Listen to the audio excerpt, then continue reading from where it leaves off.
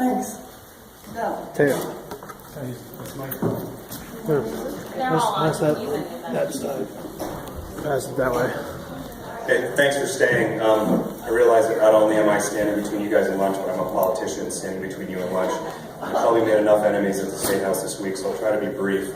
My name is Teo Zagar. I'm a representative from Windsor County. I'm on the House Agriculture Committee, where I've been for 4 years. For my first 3 years, I was deeply involved in the genetically engineered labeling bill. Learned a lot about agriculture and pesticides. We discussed briefly neonics. One of the justifications we used for the labeling bill was the concern that many consumers have about the effects of certain pesticides on non-target insects like bees and butterflies. So that came up. A little background story. During my work on this bill, I would write bi-weekly op-eds for my local newspaper, and one day I was in the Varner General Store getting coffee or something, and I saw one of my constituents who I knew somewhat. I didn't know her background, and she said to me, "I read your article in the paper, and you got some of it right, but you didn't get all of it right." And I thought to myself, who are you? I've been researching this for 3 years, I think I know my stuff.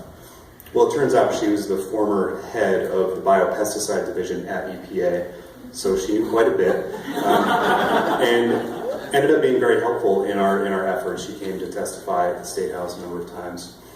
So when this bill, H.236, landed in my committee this year about neonics, I reached out to her to see what her opinion was on neonics, and she was the head of that division at EPA. And I think maybe I was expecting sort of a political answer, but she's been retired for some time, and she said very enthusiastically, "No, we should absolutely restrict and regulate the use of neonics." And she expressed some alarm at how sort of lenient the EPA was being in regard to the use of neonics.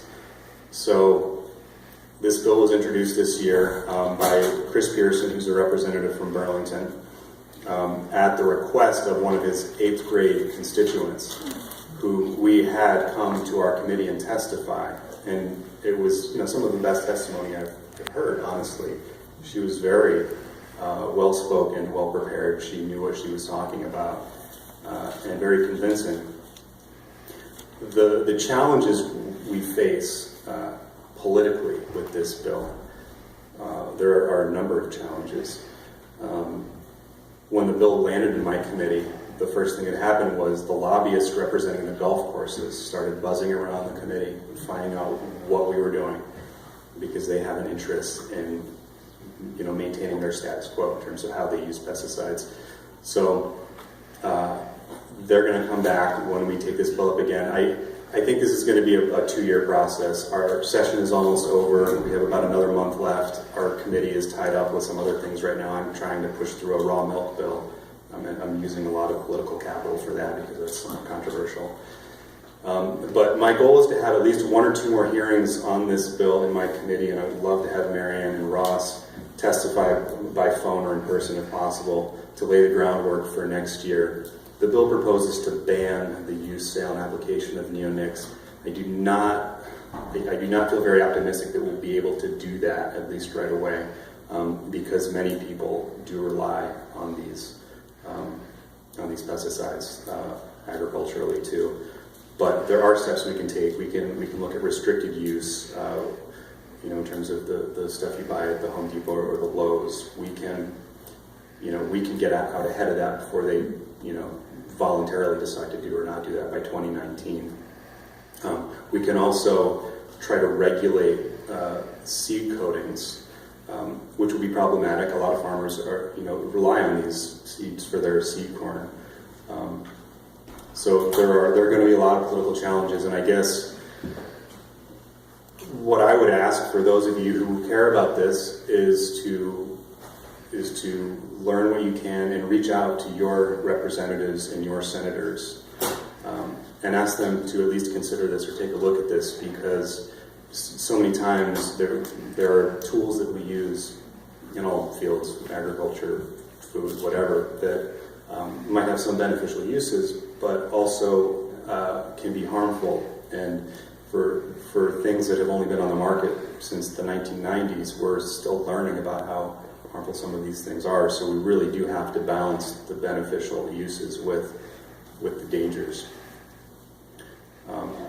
And that is going to be a challenge. I mean, I liken this, the perception of an issue like this to climate change. We debate a lot about,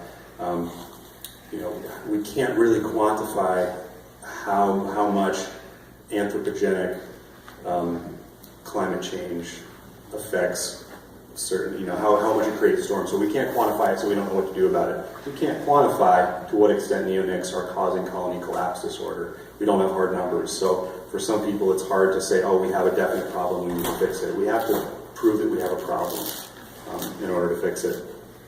So this is something that I want to prioritize for myself next year in my committee and get testimony on it and see what we can do and at least look at restricted use and some more regulation. But it's going to be hard. There are a lot of forces up against us, and I think one of the keys to success for this, believe it or not, will be lobbyists. So when we were doing the GE labeling bill, my friend Rob Kidd down here, who's now with the Sierra Club, was with some other organizations that were really helping us out in organizing the constituency and bringing those messages from the constituency to the representatives, and that had a huge impact on informing representatives and helping them make a decision. So I'm going to stick around and I can take questions off the floor because I know you guys probably want to get to lunch. But please reach out to me if you have any questions, any suggestions, or want to know what you can do to help. Would you just mind reading what the bill says out loud so people have a sense of it? Sure. Let's see if I can find it here. I've I've got it right here actually. Just the conclusion, maybe. So there are a number of findings, but the purpose of the bill proposes to ban the use, sale, or application of neonicotinoid pesticides, and there are a number of findings relating to the effects on bee populations. And the legislative piece essentially says no person shall sell, use, or apply the pesticide, and then it lists a number of types of neonics that I would have a hard time pronouncing, so I'm going to skip those. Except when the Secretary of Agriculture determines that a threat to Vermont crops exists that requires the use of neonics. So we've talked to the Commissioner of Forest Parks and Recreation, and I believe, my understanding is that neonics are the most effective, if not the only effective tool they have for battling the hemlock woolly adelgid. So they've asked us that if we do pursue this, can we give them also the leeway to use it, and also some neonics are used for flea and tick prevention in animals, for dealing with bed bugs. So I think there are a number of uses that we could still continue to allow that would not perhaps have a direct effect on pollinators. But this is something we're going to have to take a lot of testimony on. It's a very complex issue. Thank you. Thank you. Thanks.